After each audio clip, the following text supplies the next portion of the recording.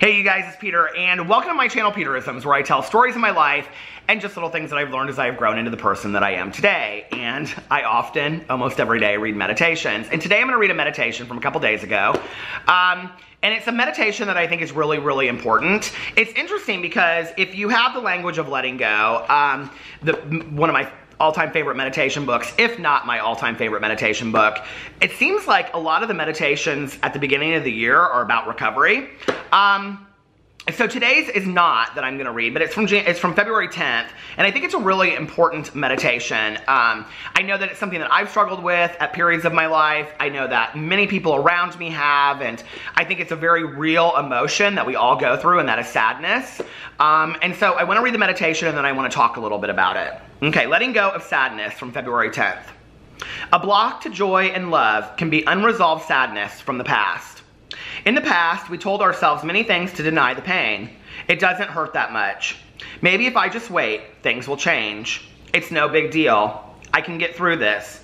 Maybe if I try to change the other person, I won't have to change myself. We denied that it hurt because we didn't want to feel the pain.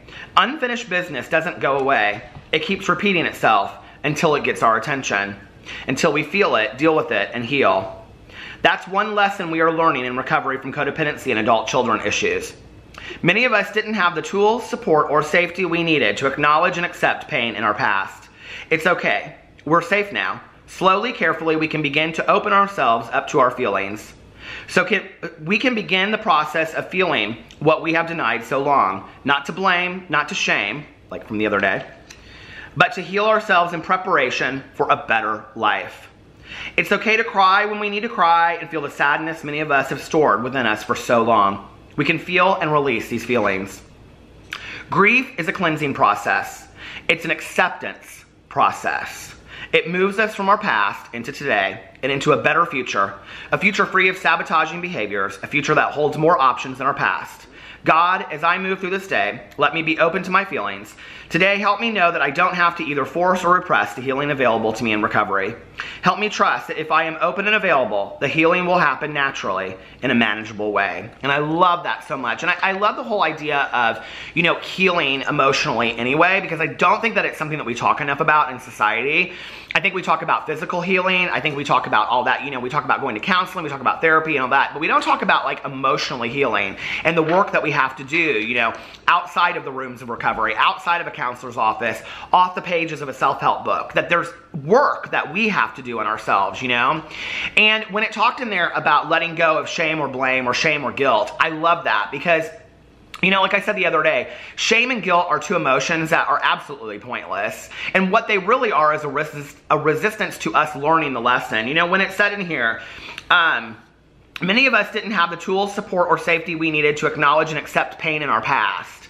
Acknowledge or accept pain. And what that means is that whatever you are going through at that moment, allowing yourself to feel it. Giving yourself the space to feel it. People often ask me, like, how did you get through grieving with your mother? I don't know that I am done grieving my mother. I don't know that maybe I'm just at a different stage than I was, let's say, 11 years ago.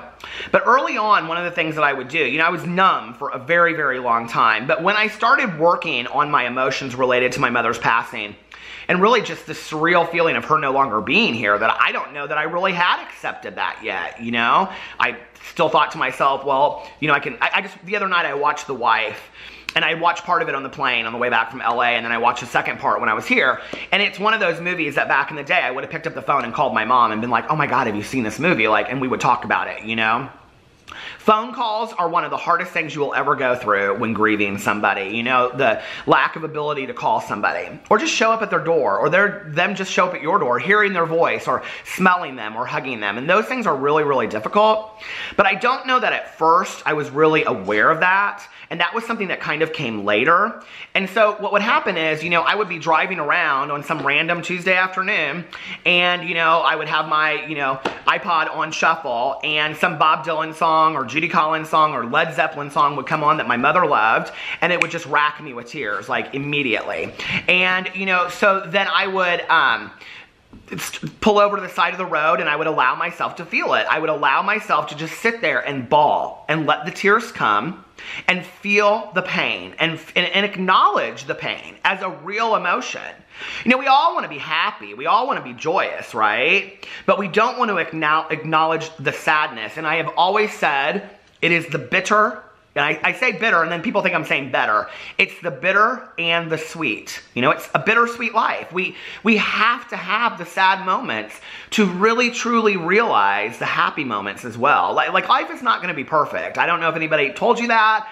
I know that there was a period of my life where I believed that. I think that at some point, you know, I would have this perfect life, but when I kind of accepted the fact that that's just BS and there's not going to be this perfect life and that troubles are going to come along the way, then I was much better, you know? And then I could look at things and say, well, this is a period of sadness that I'm going through. The trick is not getting stuck in the sadness. And I do want to say this because I think this is very, very important. There is a huge difference between sadness and clinical depression. And depression is a clinical term. It is a term that is diagnosed by therapists, psychiatrists, doctors.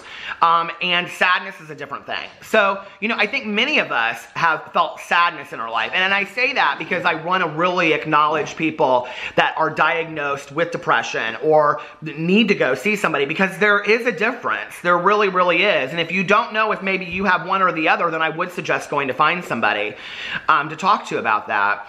But, you know, sadness, I think, is periods of our life that we go through something and we just feel down and we feel stuck, you know, and I have felt that way many, many times in my life. Like, okay, you know, like, okay, tomorrow it's going to get better, tomorrow, and then it doesn't, and then tomorrow it's going to get better, and I'm just sad, and I lack motivation, and I don't want to get out of bed, and I'm tired, and it's a struggle, you know, it's the struggle bus, so to speak. And I think it's hard for a lot of us. When it goes on here and it says, slowly, carefully, we can begin to open ourselves up to our feelings. We can begin the process of feeling what we have denied so long.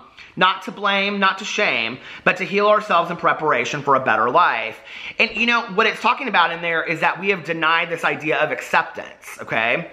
That things happen the way that they are supposed to happen. Because usually if we're sad because of a breakup. We're sad because of a loss that we've gone through in our lives. We're sad because of a change that we have to make. You know, whether it's a move or a career change or whatever. Like, usually sadness comes as a way, like as a result of an incident that has occurred in our life. Boo Radley is dying to get my attention right now. So hold on a second. I'm going to bring him up here. Don't be sadly, Mr. Boo Radley. He says, okay. He and Tucker have been wrestling around on the floor, trying to distract me like crazy. But, you know, sadness is something that we go through, I think, in periods of our life in response to something. You know, it's a reaction, it's a response to how we're feeling about something that we're going through in our life. I know, you guys, I'm sorry. But anyway, I know it's hard to listen when he's all over the place. But, you know, I think, like, over time, what happens is that we learn how to deal with sadness. You know, for me today, I have to take inventory on that sadness. I have to talk to people about it in my life. I have to be willing to go to people and say, I'm really sad, or this made me sad, or, you know, whatever. Sometimes I have to go to the people that were, if they're people in my life that I care about, okay? I have to go to the point of where the sadness originated, and I have to say, this made me sad, you know? Like, I just wish it would have been different. And then we can have a conversation and work through that. And thankfully, I have people in my life today, because there were periods in my life where I've had people that just, they don't listen. It's like that, you know, they can't hear, what? I can't hear anything you say. But today, with my husband, my best friend, my other friends, you know, my sponsor, people in sobriety, my counselor, whenever I bring issues up, they listen, and it makes me feel important. But then I also have to take some responsibility and take a look at how that relationship goes. And, you know, I think that none of us want to be stuck in sadness. None of us want to be, you know, sad for long periods of time. And I think it's about working through that. For me, it's about, like, if I'm sad about a certain thing that happened in my life, right? You know, I have to take a look at that situation and say, how would I have had it be different? And if it was different today, then how would my life have turned out differently? I mean, would I still be where I'm at right now, you know? And now there are some colossal things like a parent passing or a child passing that's not a fair statement, okay? But I'm talking about smaller things, you know, a breakup, a move. Even though those aren't small things, I'm saying that those are things that aren't in comparison to a passing or something like that. So I have to look at it and I have to say, or an argument, like an argument with a friend is a really good example. I have to look at that and say, gosh, you know, like I really wish that that argument had never happened. But had it never happened, would we have the conversation and the line of communication that we have today? Or maybe it needed to happen, you know?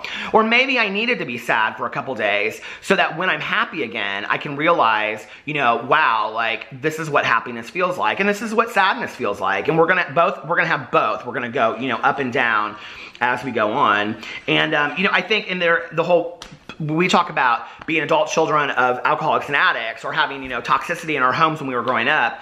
And it says in here, you know, a block to joy and love can be unresolved sadness from the past. Those are definitely issues that we need to be working out, talking to somebody. Those are definitely issues that we need to be sitting down and having conversations with people. And those are examples that maybe shouldn't be with that. You know, if we have long-standing issues with a parent or, you know, a grandparent or an aunt or an uncle, maybe they're not the ones to go to. Maybe they won't even understand it if we did, you know. But that doesn't mean that our voices shouldn't be heard. That doesn't mean that we shouldn't go to somebody and sit down and talk to it, even if it's just a friend, you know, in the kitchen and say, I really need somebody to listen to me about this. Like, you know, and I think many of us hide in the shadows of our past and we don't really talk about the sadness that we've gone through. It's liberating. It's freeing. Go tonight and grab a journal at, you know, the grocery store. Pay 99 cents and get, you know, a spiral notebook and start writing down how you feel. You know, whether it's in poem form or if it's just written journal, and if you want to throw it away when you're done or burn it or whatever, that's fine too, you know. But just to get it out is liberating. Just to get it out is freeing, and to escape from the sadness. Because any of us want to be stuck in sadness for a long period of time. So I wish you guys the best. I hope you like that meditation, and I will see you tomorrow.